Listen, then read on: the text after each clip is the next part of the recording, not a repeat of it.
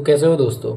तो आज हम बात करने वाले हैं प्रायोरिटी शेड्यूलिंग की। ठीक है, तो प्रायोरिटी शेड्यूलिंग में हमारे दो केस होते हैं, एक प्रिमिटिव भी होता है और एक हमारा नॉन प्रिमिटिव भी होता है। ठीक है, नॉन प्रिमिटिव में हमारे वही आ जाते हैं जो कि हमारे होते हैं जैसे कि SGF और FCF। ठीक है, और प्रिमिटिव में हमारा होता है SRTF का जो केस रहता है वही रहता है। मतलब कि प्रिमिटिव जब होगा उसमें हम लोग प्रोसेस को ब्रेक भी करेंगे हर स्टेप पे, लेकिन जो नॉन प्रिमिटिव होगा उसमें हमें प्रोसेस को ब्रेक करने की जरूरत नहीं पड़ती है। ठीक है, तो हम पहले प्रिमिटिव करके देख लेते हैं क्या करना है। सबसे पहले हम लोग वही करेंगे जो हम लोग गैंट चार्ट बनाते हैं।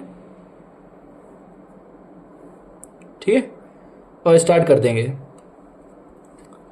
सबसे पहले स्टार्टिंग रहती है हमारी जीरो से, और जीरो पे हमारा क्या आ रहा है, P1 आ रहा है, तो हम P1 को लिख लेंगे। ठीक है, प्रायोरिटी शेड्यूलिंग में हमारे पास एक प्रायोरिटी का टेबल भी दिया रहता है, जिसके बेसिस पे जिसकी ज़्यादा प्रायोरिटी होगी उसको हम ज़्यादा प्रायोरिटी देंगे। मतलब उसे हम पहले टर्मिनेट कराएंगे, उसके बाद फिर किसी और को कराएंगे। ओके, तो जैसे हमारा P1 लिख दिया है। अब P1 क्योंकि अभी जीरो पे केवल P1 ही था, अराइव हुआ था। ठीक है, और ये अब एक कदम चलेगा। जैसे ये एक कदम चला P1, जैसे ही अब एक कदम चला तो उसका बस टाइम क्या हुआ, एक कम हो जाएगा, यानी बस टाइम इसका क्या बचेगा, 4 बचेगा। तो यहाँ पे मैं लिखता चलता हूँ P1 का जो बस टाइम बचा है 4, और ये एक कदम चल चुका है। ठीक है, तो अब ये जैसे एक कदम चल चुका है, बस टाइम हमारा 4 बच गया, और एक कदम चलते ही अब हमारा क्या हो गया, P2। अब P1 और P2 में से अगर तुम देखो तो किसकी प्रायोरिटी ज़्यादा है, P2 की ज़्यादा है, तो हम P2 को पहले प्रायोरिटी देंगे, यानी हम P2 को चलाएंगे ना कि P1 को। ठीक है, P1 को अभी हम रोक लेंगे। अब हम हमारा P1 क्या है, वो भी एक कदम चलेगा। जैसे वो एक कदम चला यानी वो पहुंचा कहाँ पे, 2 पे। ठीक है, और इसका यहाँ पे वो क्या हो जाएगा, इसका P2 या 4 था तो एक कम हो जाएगा, तो यहाँ पे बचेगा कितना, 3। ठीक है, अब 2 पे जैसे ही पहुंचा तो कोई और आया क्या, हाँ P3 आ गया, है ना, अराइव कर दिया। क्या कर दिया, P3 अराइव कर चुका है। अब P3 की प्रायोरिटी P2 से और ज़्यादा है, तो हम किसे करेंगे, P2 को नहीं करके P3 को हम लिखेंगे अब, P3। ठीक है, और P3 से भी अब एक कदम चलेगा ये, यानी 3 पे पहुंचा। ठीक है, 3 पे पहुंचा तो हमारा इसका जो बस टाइम था वो भी कम हो जाएगा, तो P3 का जो बस टाइम होगा वह बचा है 1। ठीक है, कम होता जा रहा है, और ये सारे अब अभी हमारे कहाँ पे, रेडी क्यू में ही है। ठीक है, इसी में है, अब उसे हम लोग मतलब गैंट चार्ट में लिखते चलेंगे। ठीक है, अब P3 हो गया 1, और 3 पे आ गया। अब 3 पे क्या कोई और प्रोसेस आया, नहीं आया, तो अभी हमारे पास हाईएस्ट प्रायोरिटी कौन सा है, P3 है, तो हम P3 को फिर से लिख देंगे। और जब फिर से एक कदम चलेगा तो ये कितना हो जाएगा, 4, और हमारा P3 यहाँ पे क्या हो जाएगा, कंप्लीट हो जाएगा। ठीक है, क्योंकि बस टाइम कितना था, 2 था, एक कदम यहाँ चले गया, एक कदम यहाँ चले गया, तो हमारा कितना कंप्लीट हो गया। ठीक है, अब P4 होते ही हमारा 2 P4 अराइव कर गया, जिसकी हाईएस्ट प्रायोरिटी है। ठीक है, तो ऑब्वियसली बात हमारा P4 लिखने वाले हैं हम। ठीक है, और P4 हमारा कितना है, चलना है, एक कदम ही चलना है, तो एक कदम हम इसे चला देंगे, तो यानी ये हो जाएगा 5 पे। ठीक है, P4 चल गया। अब हमारे पास रेडी क्यू में कौन कौन से बचे, P1 बचा है और P2 बचा है। ठीक है, तो अब इसमें से हम देखेंगे प्रायोरिटी किसकी ज़्यादा है, P2 की ज़्यादा है, क्योंकि P2 की प्रायोरिटी क्या है 20 और P1 की क्या है 10, तो P2 की प्रायोरिटी ज़्यादा है, तो हम P2 को पहले चलाएंगे। कितना चलेगा, 3 कदम, तो 5 से 3 8। अब हमने एक एक कदम क्यों नहीं चलाया, क्योंकि अब कोई और प्रोसेस बचा ही नहीं है, P1 और P2 बचे हैं, तो P2 की ज़्यादा है, तो P2 को पूरा चला दूँ, फिर बाद में हम P1 को चला देंगे। ठीक है, तो जैसे ये 3 कदम चला, इसका P1 है, तो P1 भी अब चल जाएगा बाकी का। ठीक है, तो P1 अब इसके बाद चल जाएगा 4 कदम, और ये हमारा टोटल क्या हो जाएगा, 12। ठीक है, तो ये हमारा पूरा चार्ट बन चुका है प्रिमिटिव के केस में प्रायोरिटी शेड्यूलिंग का। अब इसे हम ये जो निकलता है लास्ट में वो हमारा होता है कंप्लीट टाइम निकालते हैं। अब इससे देखो कैसे, P1 हमारा कम कंप्लीट हुआ, 12 पे कंप्लीट हुआ, तो हमारे यहाँ पर क्या आ जाएगा, P1 का 12 हो जाएगा। P2 हमारा कब कंप्लीट हुआ, लास्ट में देखो P2 कब आया, 8 पे कंप्लीट हुआ। अब P3 कब कंप्लीट हुआ, तो देखो लास्ट में P3 कब मिला, यहाँ मिला, यानी 4 पे कंप्लीट हुआ।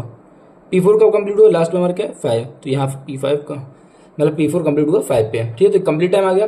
TAT निकालने का फॉर्मूला होता है CT माइनस AT, ये ट्रिक से याद रखो। TAT का निकालना है CT माइनस AT, WT का निकालना है तो TAT माइनस BT, यानी बगल बगल वाले से। ठीक है, TAT का निकालना है तो CT माइनस AT, WT का निकालना है तो TAT माइनस BT।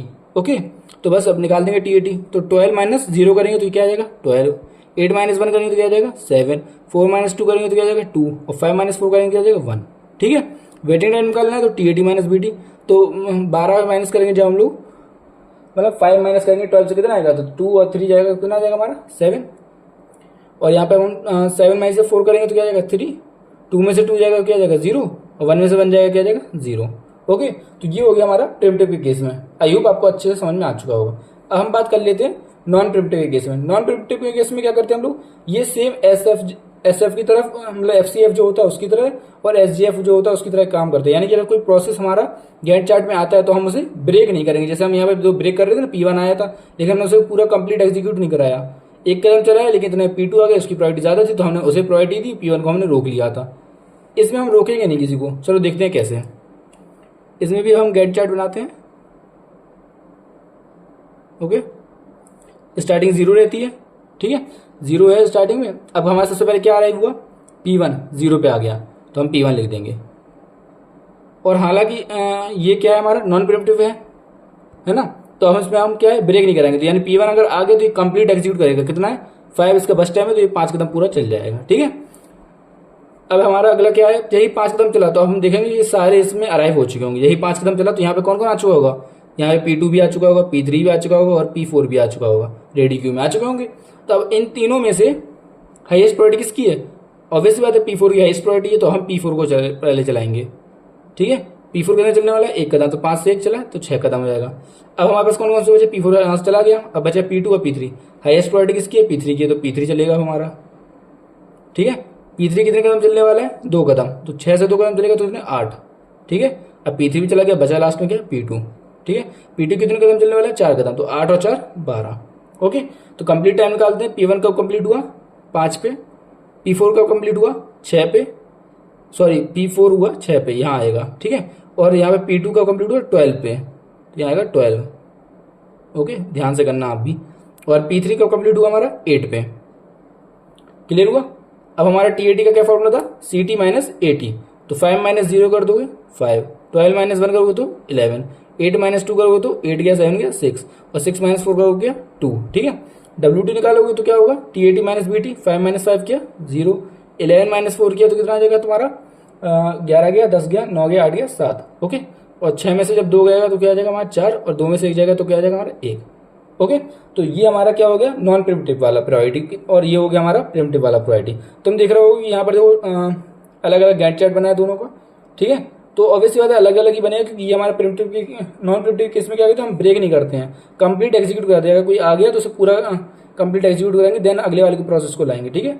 और प्रिमिटिव केस में क्या करते हैं हम लोग, प्रोसेस को ब्रेक कर करके चलाते हैं, मतलब स्टेप बाय स्टेप चलाते हैं। ओके, सो आई होप आपको समझ में आ चुका होगा। और हाँ, अगर आपको ऑपरेटिंग सिस्टम के नोट्स चाहिए हो तो डिस्क्रिप्शन में टेलीग्राम चैनल की लिंक है, वहाँ पे जाके आप नोट्स ले सकते हैं। ओके, मिलते हैं अब अगले वीडियो में।